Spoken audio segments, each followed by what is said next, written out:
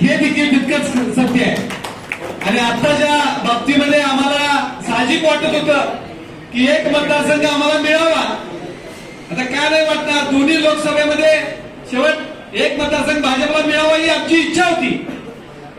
पण शेवट केंद्रीय नेतृत्व, राज्याच्या नेतृत्वाने जो निर्णय करेल तो पक्षाचा आदेश सर आखो पर असं म्हणणारे आम्ही कार्यकर्ते आहे आणि त्या पद्धतीने आम्ही काम करणार आहे. पण आज तशी वेळ नाही, पण कशी वेळ कधी येणार. मी एक 30 वर्ष काम करणारा कार्यकर्ता आहे. तुम्ही स्वतः खासदार साहेब तुम्ही सांगावं 5 वर्षात कुठलंच काम आम्ही तुमच्याकडे घेऊन आलेलो नाही, किंवा किंबहुना तुमच्या माणसांनी कामच कुठे झालेलं नाही. शेखर मंडलिक असतील, मी वारंवार सांगतोय, साधे पीए आपल्याशी नीट बोलत नाही. इथं खासदार साहेब दुसरे पण आहेत की त्यांचं दत्ताविता आहेत, किती फोन कधी मिस कॉल होत नाही. तसा शेखर हे असं होता का नाही, गप असणार आम्ही नाही, गप असणार काय जे आम्ही करणार आहे, प्रामाणिक प्रचार करणार आहे. माझं काही या ठिकाणी तक्रार नाही, पण कार्यकर्त्याचा सन्मान झाला पाहिजे. 5 वर्षामध्ये पुढच्या आमच्या पक्षाच्या कार्यकर्त्यांची कामही झाली पाहिजे. जे पण आपले सहकारी आहेत, खासदार साहेब तुमचा स्वभाव चांगला आहे, पण नुसतं काय पुतळा सोन्याचा सुद्धा नाही, कान पितळेचं असता कामाने तुम्ही लक्ष दिलं पाहिजे. आमचे फोन अटेंड केले पाहिजेत, आमची कामं कार्यकर्त्यांची झाली पाहिजे. पदाधिकारी त्या दुर्लक्ष होते तर कार्यकर्त्यांचं काम होणार. त्यामुळे आता आपल्याला ह्या गोष्टी बोलणे आवश्यक आहे. आणि त्याबरोबर आपण तुमचा प्रचार केला, तुमच्या पुढचे 5 वर्ष आम्ही आपल्याबरोबर राहणार आहे. पण आता आपला खरा विरोधी पक्ष कुठला आहे? हा काँग्रेस आहे. पहिल्यापासून काँग्रेस आपल्या विरोधात आहे. आता त्या काँग्रेसच्या, राष्ट्रवादी शरद पवारच्या किंवा उभाटाच्या कुठल्याही नेत्याचं गुणगान आपल्यातल्या कुणीही गायचं नाही, तुमच्याकडे कुणी गायचं नाही.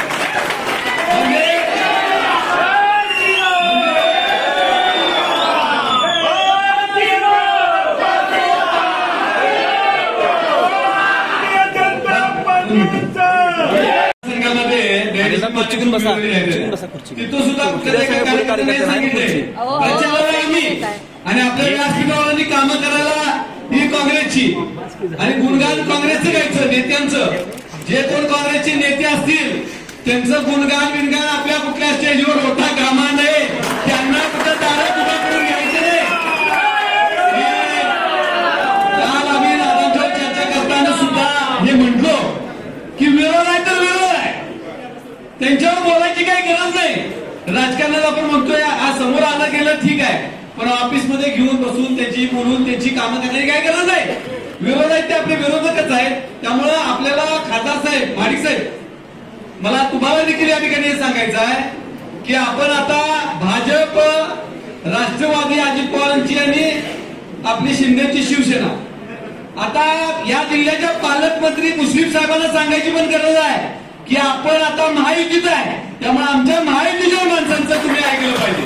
त्या जुनी मैत्री तित्री काय असेल ते आता सगळं विसरून जावा, सगळं विसरा, कारण आम्ही रक्ताचं बाजी करतोय. सगळं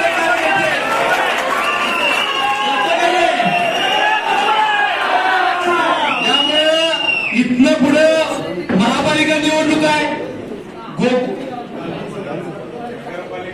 महापालिका आहे, विधानसभा आहे, आणि नुसत्या या नाही, गोकुळ आहे, केरीश आहे. इकडं आम्ही तुमचा प्रचार आणि गोकुळला विरोधात, इकडं तुमचा प्रचार, तिकडे केरीशीला विरोधात. असलं काही चालणार नाही आता राजकारण. आपण आम्ही काय उभा करत नाही.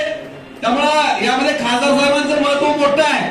त्यांनी यामध्ये दादा असतात, पण तुम्ही खासदार साहेब नीट घेतलं पाहिजे. माडिक साहेब, हे सगळे एका छताखाली आणलं पाहिजे. आम्ही एवढं वर्ष काम करतोय, आम्हाला सुद्धा कुठंतरी सोन्याचा दिवस यायला पाहिजे का नको? आम्हाला सुद्धा काहीतरी कुठंतरी सन्मान व्हायला पाहिजे का नको?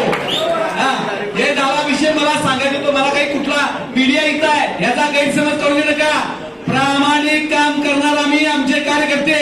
जर कुठं काय इकडं तिकडं झालं तर आम्ही कारवाई, पक्ष शिस्त भंगाची कारवाई करतोय, करणार. गेल्या वेळा केली होती. 16 जणांच्या मी वाकडा झालोय सगळ्यांच्या बरोबर. 16 जण अजून माझ्यावर बोलताना कचरत्यात. माडी साहेबांचा प्रचार केला म्हणून ही सत्यस्थिती आहे. पण हे लक्षात ठेवा, त्यामुळे कुणीही आमच्यातला धाडस करणार नाही.